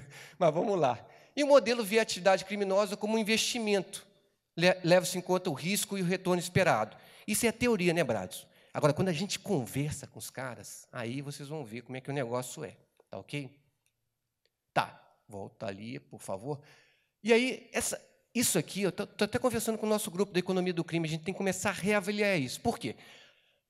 Os indivíduos são racionais do ponto de vista da criminalidade econômica. Sua utilidade esperada, pode ser expressa como um payoff esperado pela realização de uma atividade ilícita, vezes a probabilidade de não ser preso, menos o custo de execução do planejamento do crime, o custo de oportunidade e o valor esperado da punição no caso de ser preso, e a perda moral, que é ser chamado ladrão, né, proveniente da execução do crime. Só que hoje ele está atuando preso. Então, tem uma sacada para a gente publicar um artigo e publicar no Journal of Economic Literature e ganhar 1 a 1. Né? Beleza, não sei quanto está pagando 1 a 1 lá no INSPE, lá na FGV. 0, não está pagando. Na UniOeste ganha muito obrigado. Então, se o benefício líquido for positivo, ou seja, se o for maior que 0, o crime será cometido. Aí tem as... Voltando aqui, o que a gente fez? Uma pesquisa com 131 presos. Sofia, está lá, Sofia. A gente fala com não tanta exatidão, mas é uma amostragem probabilística com 100% menos 8,57, né, Márcia? Que a gente tem, mas está aumentando isso. Também, se aumentar muito para 200 e tanto, vai continuar com aquele percentual. Viu? Eu já fiz as simulações. Fundamentação econômica, eu falo para os estudantes de direito, leia, porque quanto mais você lê, mais você vê que não sabe nada. Pesquisa de campo, um método diferenciado e amostragem por tipicidade, mas com essa questão da probabilidade, né, a amostragem probabilística. Por quê? Porque você vai pegar ladrões de tudo quanto é comportamento. Você também não pode escolher se eu quero aquele. Depende do que você está fazendo no estabelecimento penal. Você não pode ficar escolhendo, quero que aquele. Tem uma amostragem aleatória, porém, ela não é, nesses casos, bem do jeito que a gente pode fazer em outras ciências, tá ok? Deixa eu só lembrar. Outra coisa que eu gostaria de falar. Ó. Hoje eu não estou na minha roupa típica, eu não estou à vontade. Eu gosto de fazer palestra com aquela roupinha ali, ó. Mas eu vim com minha filha e ela não deixou eu vir com essa roupa que eu gosto de fazer, então eu não estou à vontade. Mas vocês vão ver que minha roupa, quando eu vou dar palestra, é aquela ali, ó. Está eu e Marcelo nas fotos ali. E interação com outras áreas de interdisciplinaridade é extremamente importante. As 3 questões seminais. Por que os indivíduos decidem cometer crimes de natureza econômica? Quais são as circunstâncias econômicas dessa escolha ocupacional entre lícito e ilícito? E, por último, mas não menos importante, a questão seminal. Está valendo a pena ser criminoso no Brasil? Isso eles vão responder. Vamos lá? Os artigos, tudo publicado aí. Ó, e esses artigos ganham os prêmios danados, porque desgraça vende com a maravilha. Né? Esse foi o último lá que o Mauro já pediu, da curva de Laffer. Ficou um artigo bem legal. Aí tem tudo publicado, e agora só em inglês, né? Só em inglês, mas não vamos publicar, não menosprezando a nossa língua portuguesa, mas agora a gente vai só para fora. Vamos lá. Então, está lá. A gente vai perguntando, dados gerais. A pesquisa foi feita na PA, Arroio dos Ratos, Guaíba, Madre e Central. Central, eu que conheço de cadeia, 18 anos de cadeia, e já visitei o Carandiru, hoje é o nosso Carandiru do Brasil. Vocês têm um requinte aqui bem característico, viu? É o local. Vamos lá. As pesquisas, eu não vou falar, só a gente vai fazer distribuição de frequência, mas vocês vão ver como é que foi construído esse questionário. Então, tem as cores ali, né? Naturalmente, aqui no Rio Grande do Sul é mais cor branca, idade, estado onde nasceu, vocês não precisam ficar importando bandido, né? Isso é uma coisa interessante. Acredita em Deus, a maioria acredita, imagina se não acreditasse, né? Qual a sua religião católica? Então, dá para a gente fazer uma regressão, se a moral importa. Cláudio Chiquida, nós já trabalhamos com isso, com uma regressão logística com essa variável. Era praticante? Aí que está um detalhe importante. A maioria não é. Tá certo? Mudou de religião após a reclusão, uma parte muda, porque ele vai para a ala dos evangélicos. E a ala dos evangélicos é uma ala que se protege muito, nada contra nenhuma religião, não. É uma ala bastante violenta também. Nível de escolaridade, a maioria de ensino fundamental. Tá certo? Mas quando você tem ensino superior, você não vai roubar toca-fitas, igual a gente fala. Você vai ficar um grande arquiteto da criminalidade. Tá ok? Motivos para paralisação de estudo. Aí o pessoal, nada contra os sociólogos. Fala, que negócio de contribuição, pobreza. Tá. Não é isso, não. Tem um percentual, 22%, mas a maioria está lá. Ó, envolvimento com drogas, foi preso, e outras variáveis que não estão correlacionadas com a questão econômica. Então, para com essa baboseira. Tá ok? Tem uma variável importante, 22%, mas o resto não é. E 22% é muito menor que 100%. Estado civil, né, a maioria está entre amasiado e casado. Né? Teve um, né, a Márcia estava filmando lá, aí eu perguntei para o cara, quantas uniões você já teve? 15. 15. Tive 15 uniões. Eu falei, pô, não vale namorada. Eu falei, professor, eu tenho 10 filhos com essas 15 mulheres. Está faltando 5. Eu falei, porque elas falharam. Pô. Está filmado. Tá certo? Teve outras uniões feitas? Cara, terrível. A maioria, sim. Como era composta a família? A gente vai ver como é que eu estava vivendo. Vivia harmonia? 62% fala que sim, mas 36% fala que não. Isso sofria violência familiar? 40% sofria violência familiar. E ali tem mulher e homem. E quando é da mulher, não é apanhar no bumbum, é ser vícia sexual. E outras coisas piores. Né? Ocupação do pai, da mãe. Os pais estavam trabalhando na época do crime, a gente pergunta, né? Nível de escolar. Depois eu vou montar para você esses 3 blocos de por que a gente pergunta essas questões todas. O nível de escolaridade dos pais, fundamental ambos. Então, eles têm fragilidades numa grande trava moral, que é a educação que perpetua de pai para filho. Tá certo? Os pais estavam casados? Também. Se separou o filho, separa o pai. Então, pau a pau ali, né? Sim. Pau, desculpe. Ó. 53% não, né? Tá ok? Mas a maioria, então, é não casado. Possuem antecedente criminal na família? Sim. Sim. Teve uma senhora que eu perguntei para ela, falei assim, e a senhora tem antecedente criminal na família? Meu senhor, hoje eu estou feliz, porque minha filha está comigo no X. X é cela, né? Eu falei, pô, mas você não pode estar feliz por causa disso. Ela foi presa. Eu falei assim, não, mas isso aqui nós estamos, inclusive o senhor está pagando o sustento nosso aqui, o Estado, né? E, pô, olha só a noção de felicidade dela. Usava bebida alcoólica, a maioria usa, de fumo, a maioria usa, fazia uso de drogas, a maioria usa. Só que é o seguinte, usa, mas não depende. Alguns são dependentes, tá ok? E ainda usa droga? Aí eles respondem que sim.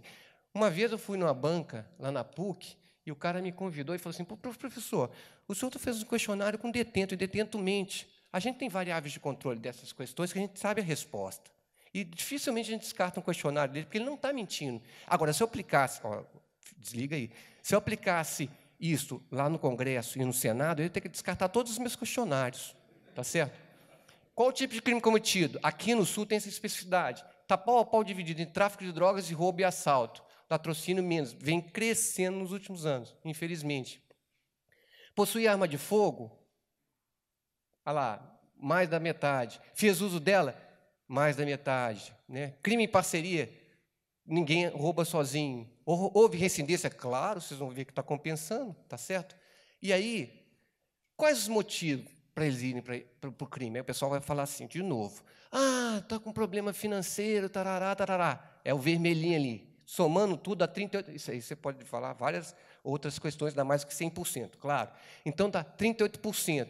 Eu separei ele na maconhazinha, manter o sustento do vício, que dá 23%. Mas aquelas questões ali de ideia de ganho fácil, cobiça, ambição, ganância e manter o status, somando dá 70%. E depois, as questões de debilidade da família, as fragilidades de uma trava moral grande, que é a família, dá 65%. Não me venha com questão econômica para justificar o crime. É uma variável importante, mas não é determinante. E se for fazer uma regressão logística, vocês vão ver que ela é marginal, inclusive. Tinha ocupação profissional na época do crime? Tinha, está lá. Tinha carteira assinada? A maioria não tinha, mas 45% tinha. Então tá lá. A maioria não está pau a pau também, né? Você estava trabalhando na época do crime? Estava. Sua renda era suficiente? Aí dividiu meio a meio, tá certo? E a renda em termos de salário mínimo, e possuía bens imóveis, a maioria não possuía, né? E essa questão seminal, essa questão é violentíssima, e é uma questão que você tem que parar, explicar para o detento, que não é bobo. Você pergunta para ele, olha, qual foi o custo da sua atividade criminal? Que custo? Ah, você não teve que fazer um assalto a banco, você teve que fazer uma montana, tá? Você não teve que fazer um furto ali. Ele estipula esse custo para a gente mentalmente de uma escala de 0 a 9, porque 0 a 9 você tem a mediana que vai 5 para baixo, 5 para cima, né? Aí ele dá um número. Aí depois você pula outras perguntas, você pergunta o benefício. Aí ele dá o benefício. O benefício é maior que o custo em 63%. Se você perguntar para ele, o crime compensa, ele vai falar, na maioria das vezes, que não. Mas se você perguntar isso, você vai ver que, na maioria das vezes, isso aqui no Sul, na Paraíba, lá não sei aonde, lá no Paraná, compensa.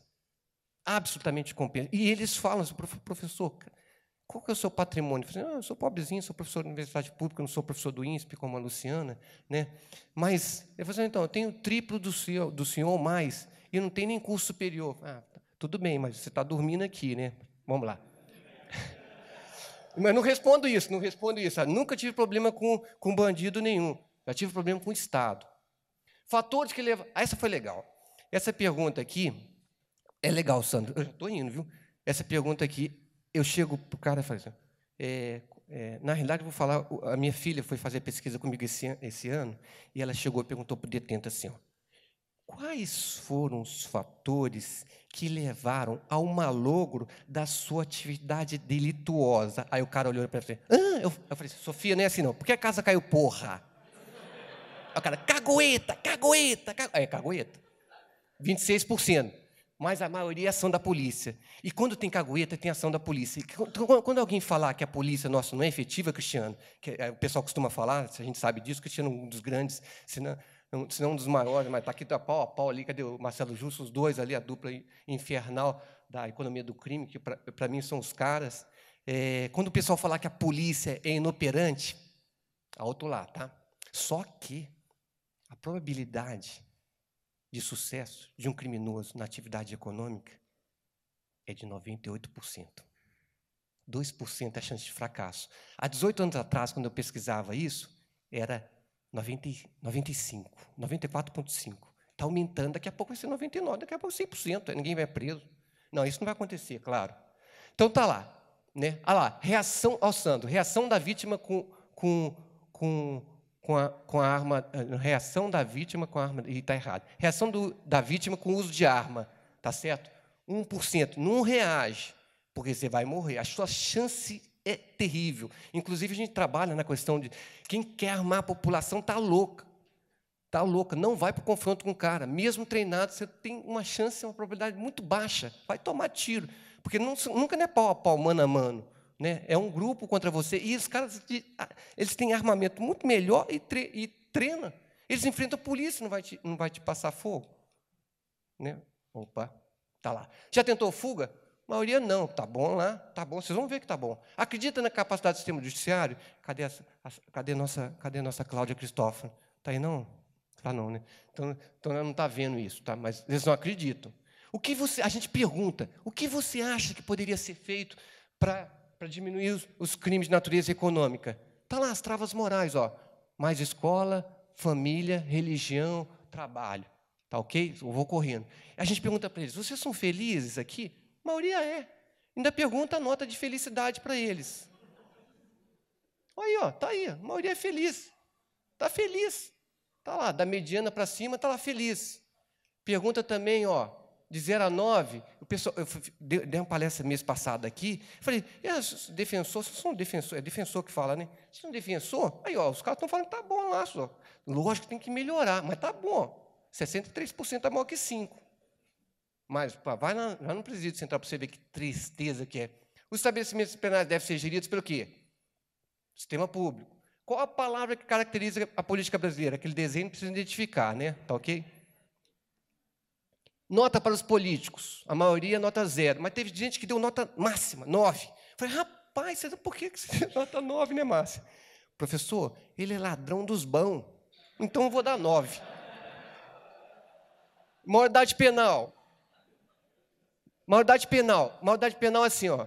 Maioria fala que estimula o cara a ter menos de 18 anos. Só que eles, vou pular isso aqui tudo que o meu tempo está passando, eles são, volta ali, o negócio aqui ficou, ó, eles são, quando coloca estupro, aí é imperdoável, tá certo? É imperdoável, mas está bem dividido na escala deles lá, sobre a questão da maioridade penal. Aqui, naturalmente, Grêmio e Inter, né? Mas só de entrar 1% de Corinthians e Flamengo, o normal mesmo em outros estados do Brasil, com exceção de Minas Gerais e Rio Grande do Sul, é Corinthians e Flamengo. Tá? Tem alguém corintiano, flamenguista aqui? Eu sou cruzeiro. Vamos lá. Essa é muito legal. Aqui, ó. Mensagem para o menor não ingressar no crime. Eles mesmos falam. E esse aqui, ó, não dá para vocês lerem aqui, ó. Caixa dos sonhos. O preso coloca nela o seu desejo de estudar, pois faltam vagas. Então, vocês que estão estudando, estudem. Mas não vai para o mundo do crime, não, tá? Olha só, a gente tampou isso aqui e é maravilhoso, porque eles hoje não têm o punidor. Estou indo. Nossa, 36. Outras questões, o que aconteceu lá em Manaus, que foi horrível, o que leva um apenado a aderir a uma facção criminosa dentro da prisão, benefícios, poder, essas coisas todas. Como o Estado pode recuperar o preso? De novo, as travas morais sendo salientadas. A gente pergunta da legalização das drogas, a maioria é contrário, mas esse percentual vem aumentando ao longo do tempo nas minhas pesquisas, tá certo? Qual a expectativa média de vida de um jovem que ingressa cedo no mundo do crime? 58%, segundo a opinião deles, morre antes de completar 23 anos. Tá? Recebe visita com regularidade, a maioria recebe. Principais resultados. Delinquir é uma decisão tomada racionalmente, em face dos custos e benefícios que os caras fazem mentalmente, assim como os indivíduos fazem qualquer outra decisão de natureza econômica. Os motivos da prática do delito confirmam a teoria do Becker, empiricamente, né? Então, eles avaliam custos e benefícios decorrentes dessas atividades. E aí está a conclusão, tá certo? O benefício está sendo maior que os custos não morais e o custo moral. Por quê? Porque a família, quem que é essa mocinha aqui, descendente do grande herói von Richthofen, da Primeira Guerra Mundial? Susana von Richthofen matou como é que chama? Os pais dela. Religião, dá para vocês lerem aqui, ó. O diário de um padre pedófilo. né? Eu, quando era pequeno, o Luciano Tim sabe disso, mas o Mauro Salvo acho que não sabe. Eu, quando era pequeno, quando o pessoal falava assim, quem chegar por último é a mulher do padre. Eu nunca chegava. Mas o Mauro Salvo eu acho que já chegou. Mas o negócio é importante. Outro dia eu fui dar uma palestra, aí teve uma menina que falou assim, ai, professor, eu quero chegar por último. Eu falei, por quê, rapaz? Eu falei, se ele for o padre Fábio de Mello, eu quero chegar por último. É vivendo e aprendendo, né? Educação. Não coloca aquela foto daquela professora agredida. Mas isso aqui é uma escola apedrejada. E eu gosto muito dessa frase, que eu sou um homem livre de bons costumes. A pior coisa que tem os maus costumes é serem costumes, o que é pior ainda do que serem maus. Padre Antônio Vieira do século XVI, XVII. O que a gente tem que fazer? A gente tem que inverter o sinal, só. Tem que aumentar os custos não morais, aumentar os custos morais, reestruturar as travas, família, religião e escola. Isso aqui tem que ser beleza, e a nossa família vai poder, né, Sofia, andar na Avenida São João às 3 horas da madrugada sem ser molestado. Próximas palestras está lá em Brasília, Londrina, outubro, e isso aqui é uma evidência empírica real. Após importante evento sobre análise econômica do direito natal, Francisco Reis, Peri e Cristiano resolveram tomar cerveja e comer camarão no bar idôneo, onde vocês falam besteira, na Praia do Careca. Conversaram a noite toda sobre EAD. Papo vai, papo vem, os três decidiram ir embora a pé até o hotel Praia Mar, perto do bar onde estavam. Foi quando Peri, estudioso do crime, fez uma evidência empírica real. Peri, ao sair do bar, percebeu que alguns elementos seguiam o grupo. Parou e, sem alarde, disse ao Francisco e Cristiano, é perto, mas vamos de táxi. No táxi, o motorista disse, mais à frente vocês seriam assaltados. Cristiano indagou, com aquela braveza dele, né? Então, por que não nos avisou, porra? Resposta, os ladrões quebrariam meu táxi. Francisco e Cristiano agradeceram o Peri e todos viveram felizes para sempre. Brincadeira à parte, mas cadê o Cristiano? Ele tem que me dar o relógio dele. Aquele relógio dele é fenomenal. Por último, agradecer ao pessoal aqui do SUSEP, o Corsini, Fábio, Débora, Luciano, Ana, toda a equipe do Ministério Público, também ao CNPq. E uma palavrinha rapidinha, assim, se vira nos 30. A impressão de pesquisadores que esse ano foram nos estabelecimentos comigo, e eu estou ficando viciado nisso, mas a impressão deles importa. Fala uns 30 segundos aqui. Bem, pesquisar em presídio é bem diferente do que pesquisar em outras áreas. Eu trabalhava no hospital, é muito diferente. É um ambiente que requer muitos cuidados, a gente tem que usar um vocabulário diferenciado, como falar a casa caiu, né, que a gente não costuma falar isso no dia a dia. Também tem a questão da segurança, que a gente não pode circular pelo presídio de qualquer forma. A gente tinha policiais armados, ou então os detentos algemados. Então, choca um pouco a gente lidar com isso. E o cheiro, né, Peri, é bem diferente. Então, a gente tem que estar bem preparado. Mas é um trabalho prazeroso, porque a gente sabe que os resultados da nossa pesquisa vão contribuir para a sociedade, né, que a gente espera que utilizem o que a gente encontra, né, para formular políticas públicas para a valorização da família, da educação, né, colocar mais policiais na rua, que a gente sabe que isso diminui a criminalidade, mas é um trabalho bastante diferenciado e também que requer a coordenação com as autoridades, né? Então, a gente tem que ter autorização do Comitê de Ética da Polícia, né? Tem que ter autorização também dos diretores de presídio. Então, é um trabalho demorado. Muito bom, muito bem lembrado. Se você for falar, você demora meia hora aqui, você é enjoado. Não, são duas questões também que elas são importantes, né? São coisas que a gente não aprende na universidade. Primeira coisa que vou entrevistar um preso, né? Como é que você faz isso? É importante você negociar com o líder da facção, senão você não consegue colocar. Então, você tem que lidar primeiro, negociar. Né? Então, com o Peri, por exemplo, teve que negociar com diversas facções, e essas diversas facções são divididas. Então, não pode colocar os dois presos juntos, porque dá problema. O aparato também necessário para fazer essa entrevista é bastante complicado. Tu mobiliza um número significativo de policiais, né, de agentes penitenciários. Você não faz essa pesquisa ao dia que quer, quando que precisa. Não, é necessário porque dia de visita não pode, dia que o juiz vai visitar não pode, né? Então, ela é bastante complexa, são coisas que você vai fazer. O outro ponto também, né, qual é o apoio, por exemplo, né, que o Perry, o Giacomo, a Márcia, o Bredson receberam para se deslocar ao presídio? Zero. Não tem verba nenhuma para isso. Né? Foi realmente na boa vontade minha, do Márcio, do Bradson, que fomos com verbas próprias. CNPq, CAPES, faculdades, apoio, zero. Por que a gente precisa disso? Porque tem que formular políticas públicas baseadas em evidências. O trabalho, né, que foram feitos lá pelo pessoal do INSPER, do Sérgio, né, faz o seguinte, é políticas públicas baseadas em evidências. Qual é que são as evidências por Rio Grande do Sul? Qual é que são as evidências de roubo de carga? Uma coisa que a gente pensa que pode se colocar, como diz o meu amigo Becker, né, o Marcelo Berger, né, diz o seguinte, o que é o seguinte, ó, me mostra os números.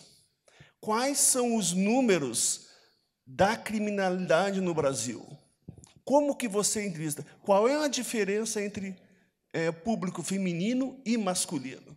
Esses pontos são importantes. Só para finalizar, o ponto realmente de trabalhar com o Perry, com a sua expertise, é algo que, digamos, indescritível, né? Você sai de lá um outro ser humano, um outro pesquisador que acha que é extremamente importante você...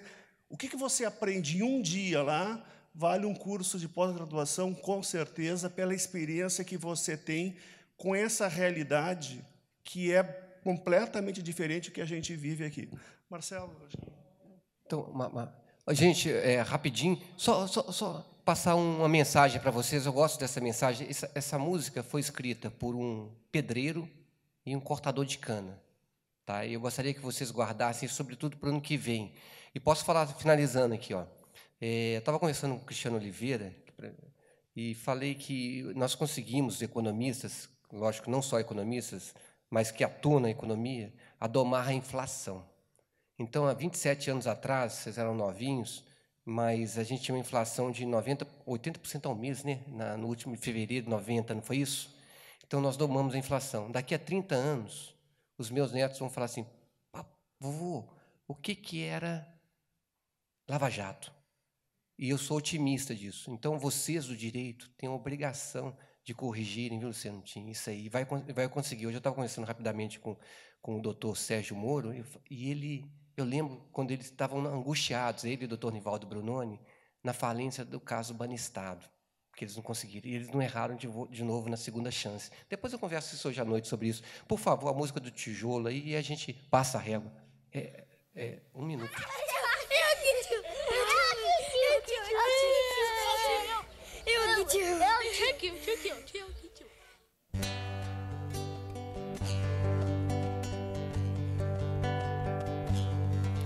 É tão triste ao caminhar pela cidade, ver de perto a realidade que atravessa essa nação. Como pode um país tão fascinante vermos coisas tão chocantes que nos cortam o coração? Um menino que devia estar na escola, estudar, brincar de bola e jamais ser esquecido, mas está lá no farol pedindo esmola. Seu brinquedo é crack, é cola, seu futuro é ser bandido. Aonde estão os homens que têm o dever e a obrigação de fazer mudar essa realidade? Aonde estão? Eu sei que ainda existe alguém honesto, honrado e de bem, que ama o Brasil de verdade. Vem a noite, outra vez começa o drama. A calçada vira cama, o jornal é o cobertor. Como pode um país que é tão rico vermos coisas desse tipo que nos causa tanta dor? Na verdade são tratados como bichos, como feras, como lixo, o descaso dos humanos. É o retrato da miséria e da pobreza, o que assusta é a frieza, o descaso e do abandono. Aonde estão os homens que têm o dever e a obrigação de fazer mudar essa realidade? Aonde estão? Eu sei que ainda existe alguém honesto, honrado e de bem, que ama o Brasil de verdade. Aonde estão os homens que têm o dever e a obrigação de fazer mudar essa realidade? Aonde estão? Eu sei que ainda existe alguém honesto, honrado e de bem, que ama o Brasil de verdade.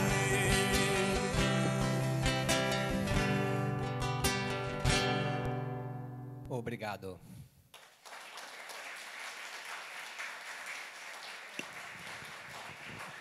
Obrigada, professor Peri.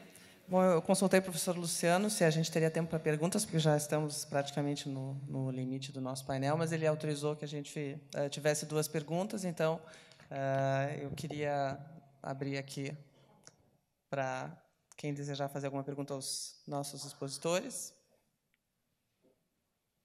Por favor, o microfone ali no fundo. Gostaria, que, se possível, que indicasse para quem é a pergunta.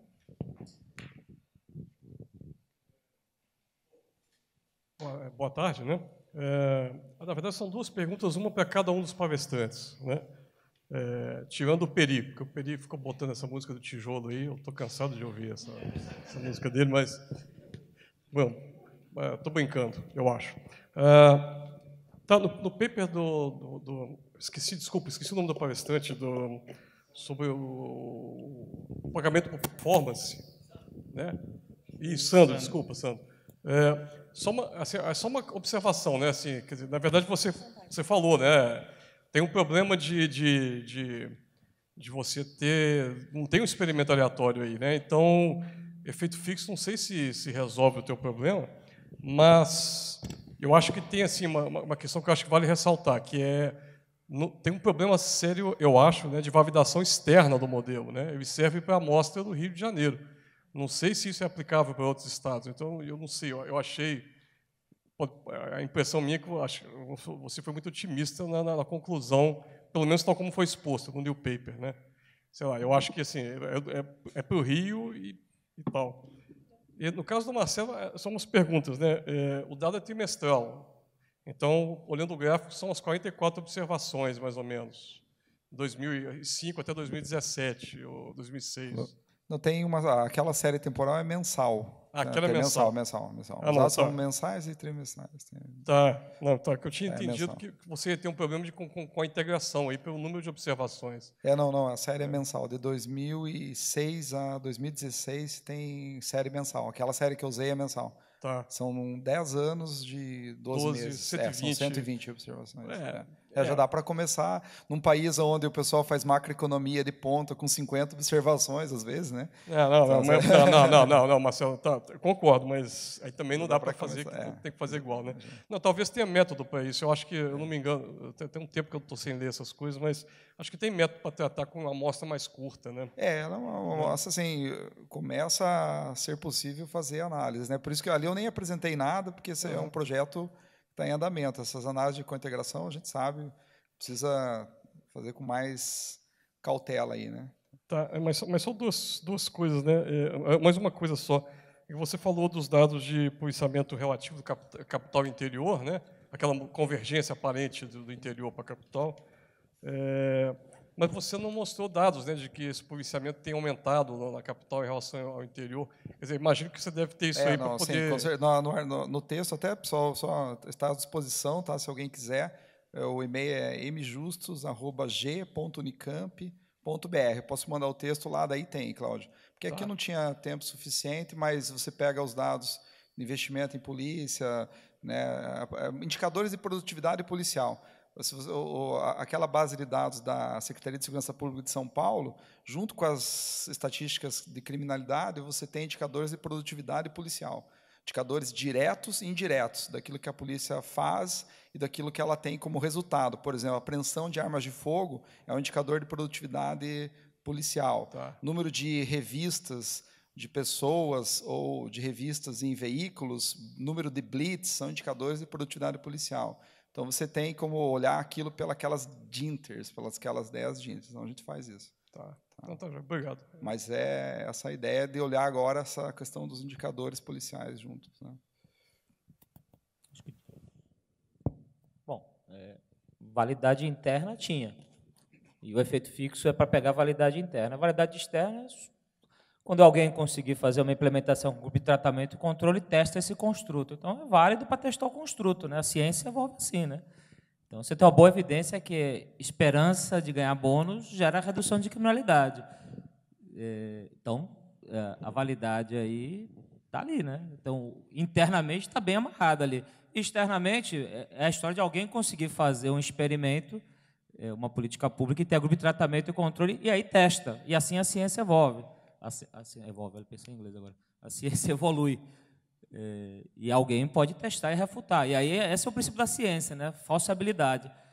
Então, até que se falseie e se evolua novas teorias. Então, é bem tranquilo em relação a isso. Obrigada. Mais uma pergunta? A última? Não?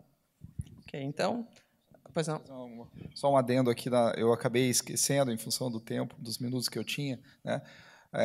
Em 2006, foi criada uma lei complementar, até não tenho o número, porque eu não sou advogado, aqui, número 121, de 9 de fevereiro de 2006, que criava um programa, um Sistema Nacional de Prevenção, Fiscalização e Repressão ao Furto e Roubo de Cargas no Brasil, 2006. Em 2015, tá certo? Mais especificadamente, dia 12 de dezembro de 2015, que essa lei complementar foi regulamentada, né, que cria um sistema e institui um programa de combate ao roubo de cargas no Brasil, né? Uns 9 anos, né, para uma lei sair da proposição para efetivamente ser regulamentada. Não sei, para essa lei ser efetiva, ela precisa ser regulamentada, né? Então, demorou só 9 anos, né? Eu acho que é uma coisa que, vejam, demorou muito tempo para entender a importância disso. Tá? Deixa eu só fazer uma pergunta, então, retórica, que vai conectar com o painel da manhã. Vocês acham que esse ferramental teórico, e com algumas pesquisas que vocês fizeram, se aplicaria também a crimes mais recentes que a gente tem visto de lavagem de dinheiro, corrupção, etc.? Tim, que pergunta complicada, hein? Mas, esse ano nós pesquisamos rapidamente lá no Paraná. A gente é conhecido, né, Casa Nossa, né? Embora eu seja mineiro, mas eu consegui pesquisar todos os que estavam presos da Operação Pecúlio. Tinha até uma banca de aposta lá, né? Quantos que... Vai lá entrevistar. Tinham 12. Aí tinha uma banca de aposta lá, porque eles falaram que era 3, 2... iriam responder para mim, sabe? Isso é interessante. Sabe quantos que responderam o questionário para mim? Dos 12? Os 12, mas também com a lábia, né? O Zé Mané aqui foi legal. O corrupto é diferente. O corrupto a gente tem que montar um outro questionário. A gente já está conversando, nós estamos em tratativas com a Polícia Federal, desembargadores federais. Hoje eu falei rapidamente sobre isso aí também, para a gente fazer a pesquisa com os corruptos. E eu acho que a gente está tendo um momento histórico importante, e a doutora Cláudia colocou isso bem claro. E ela colocou isso nessas áreas do direito que eu não conheço muito, né? Ela falou assim, olha, alguém está estudando esse pessoal? Né? Então, a gente está montando um questionário, os 4 fantásticos aqui, para a gente poder entrevistar. Dos que nós entrevistamos na Operação Pecúnia, em Foz do Iguaçu, que prendeu toda a cidade de Foz do Iguaçu, dos prefeitos, vereadores, vocês acompanharam, isso aí no Fantástica, né, Ivo? Você sabe disso. O corrupto é totalmente diferente de um assaltante, de um traficante, porque o corrupto e a sua vítima é bem distante, então a gente está montando um questionário, mas é estupendo, porque o dano que ele causa à sociedade é tão violento quanto o do traficante e dos outros, mas a gente hoje não tem um instrumental, estamos montando, e para poder exatamente coibir isso, porque ele não tem, só para finalizar, rapidamente aqui, ó, as 3 travas morais, família, escola e religião. Ele normalmente vem de uma boa família, normalmente ele tem uma boa escola e normalmente ele é até coroinha, né? Então, a gente vai ter que montar um questionário, mas a gente está nesse questionamento hoje. E vamos conversar para a gente poder aplicar esse questionário junto a esses corruptos. Os de Foz do Iguaçu, já conheço tudo o motivo dele ainda continua sendo cobiça, ambição, ganância e ideia de ganho fácil. E aí é o seguinte, ele tem muito, mas ele quer muito mais do que ele tem. Posso só complementar rapidamente aqui? Dentro desse arcabouço do que a gente chama de economia do crime, né, independente se é a abordagem do Becker ou de outros autores mais recentes, assim, análise de custo-benefício. A questão que o Becker coloca muito bem lá atrás, e isso é levado em todos os outros modelos teóricos que foram desenvolvidos posteriormente, é que o indivíduo, né, toma essa decisão em algum momento da sua vida, né, e a ideia é que todos nós aqui somos potenciais criminosos. Tá? A ideia que se coloca não existe para o Gary Becker um criminoso. Existem pessoas potenciais criminosos, né, existe uma trava, né, a questão moral importa, né, isso justifica porque nem todo mundo se torna criminoso. Né? A rentabilidade do crime no Brasil, por exemplo, é relativamente alta e o risco de fracasso é relativamente baixo. Mas por que algumas pessoas não se tornam criminosos, não decidem pelo crime? Porque tem uma questão moral muito forte. Né? Então, essa questão moral é importante. Né? É um ponto que também pode mudar ao longo da vida da pessoa. Eu estava dando uma palestra há uns 2 meses na Federal de Curitiba, um professor que é pró-reitor lá, colega nosso, Marco, né? E ele contou, logo após a minha palestra, olha, tivemos aqui uma funcionária que no final da carreira dela, ela cometeu corrupção dentro da universidade, a oportunidade apareceu e naquele momento ela tomou uma decisão. Todos nós aqui, em algum momento, podemos ser tendenciosos a tomar uma decisão. Você vai decidir sim ou não. Tá? Esse é o ponto da abordagem, né? Obrigada. Bom, vamos finalizar então aqui. Eu queria só dar uma notícia da realização do Workshop Latino-Americano de Direito e Economia, o LAULE 2017, o 5º encontro anual do Economics and Politics Research Group, que vai acontecer em Brasília, de 16 a 18 de novembro de 2017. As informações estão disponíveis no site www.doit.com.br 2017. Eu agradeço, então, mais uma vez aqui ao professor Peri, professor Sandro, professor Marcelo, pelas suas exposições, ao professor Marcelo Tim pelo convite, e encerramos por hoje, então. Muito obrigado.